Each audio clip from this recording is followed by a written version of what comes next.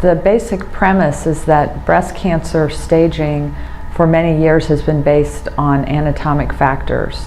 So the primary tumor, the size of the primary tumor, and the lymph node status, and of course any evidence of distant metastatic disease. So as the biology of breast cancer has really come into the forefront over the last 10 to 15 years, we now understand that anatomic staging is very limited in understanding prognosis. And so we need to incorporate the tumor subtypes and biology of breast cancer into the staging system.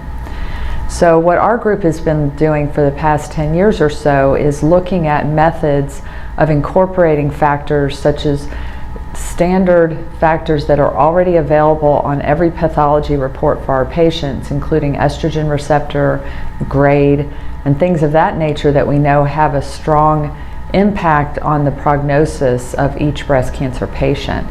So we've looked at different staging systems, and one that we developed called the CPS plus EG system. So it's a little bit hard to handle those abbreviations, but basically what it means is that we've incorporated into the pathologic staging system, we've incorporated the estrogen receptor and the grade, and we've shown using a very large cohort of patients from our institution at MD Anderson Cancer Center that more accurately refines the prognosis of our patients.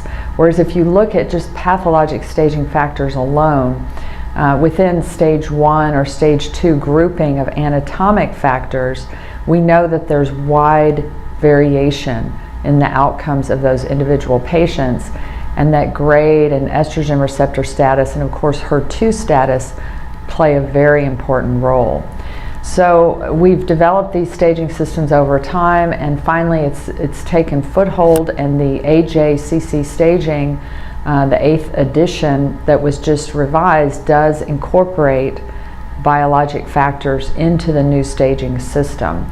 And what they've proposed is that each patient have both an anatomic stage and a prognostic stage grouping.